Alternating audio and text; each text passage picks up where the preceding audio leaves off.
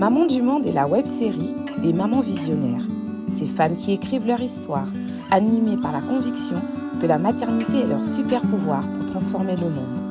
Créatives, audacieuses, intuitives, drôles, majestueuses, combatives, vulnérables et résilientes, les mamans du monde nous ouvrent une page du livre de leur vie pour nous inspirer à révéler notre puissance de mère.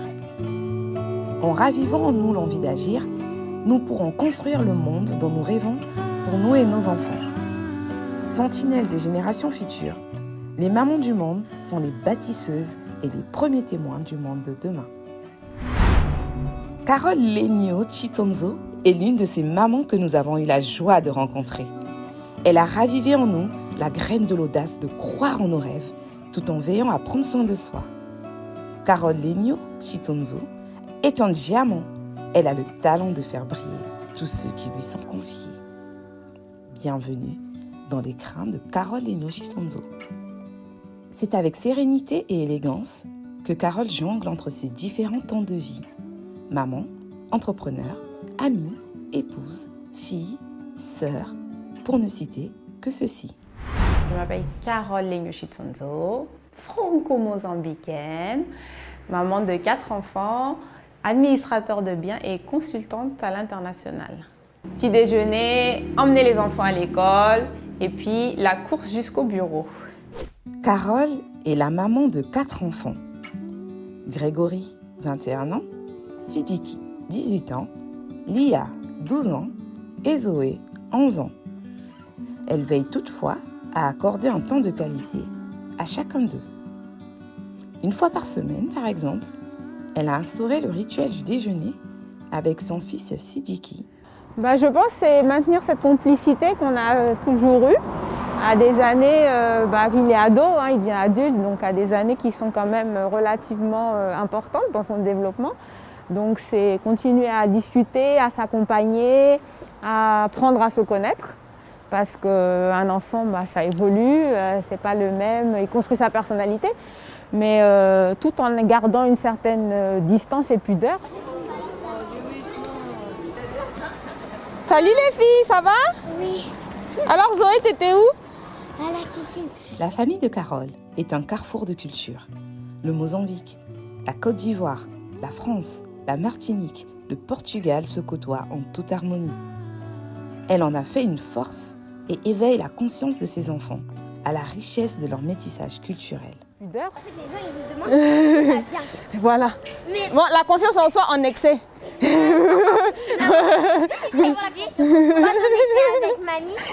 on était avec mamie, quand on était avec mamie, et il y a une dame, en gros, mamie, elle a demandé, est-ce qu'il y a des pyjamas pour les enfants? La dame, elle a dit, votre fille sont trop belles. Après, elle a dit, ah, ça recommence. On ne peut pas plaire à tout le monde, mais on est bien, on est en bonne santé, on mange bien, on fait du sport. On mange très bien. On fait du sport. Donc, voilà.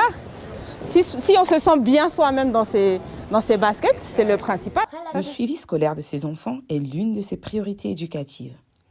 Carole a conscience qu'elle prépare de futurs citoyens et souhaite éveiller en eux, dès le plus jeune âge, les bons réflexes pour aiguiser leur capacité de raisonnement.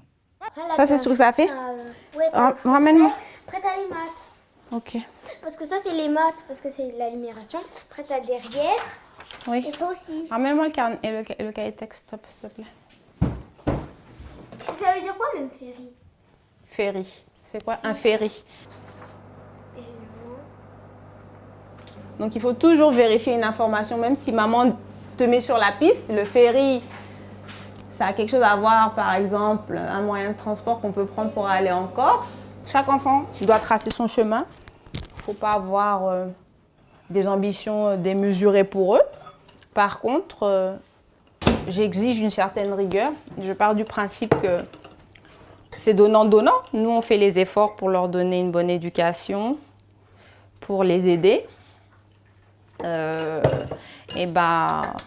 pars du principe que les enfants se doivent d'être respectueux, de faire ce qu'on leur demande de faire à l'école et d'essayer de s'améliorer tant qu'ils peuvent.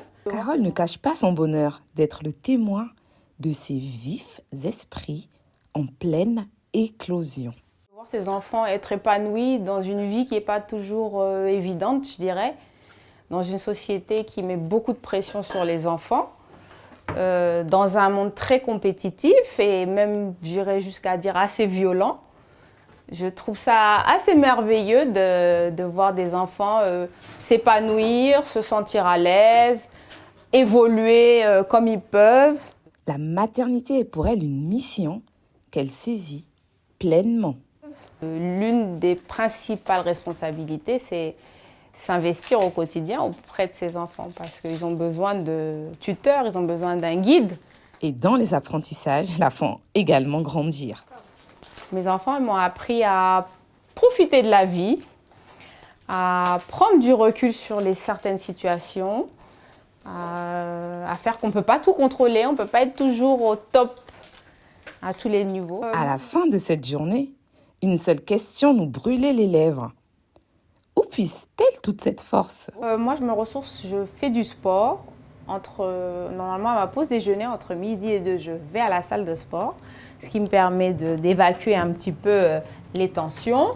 Et sinon, je lis beaucoup. Le soir, après, j'ai mon petit bouquin, je m'évade comme ça, je fais de la lecture. Puis voilà. Et puis le week-end, j'ai toujours un week-end sur 2 à moi. Parce qu'un week-end sur 2, je confie mes enfants. Soit ils vont chez leurs grands-parents, soit ils vont chez leurs tantes. C'est comme ça que je me ressource. Je vois mes copines, on se fait des hammams, on se promène, on fait du shopping. Voilà, j'ai 2 week-ends de célibataire pratiquement par mois, ce qui est une grande chance. Bye bye.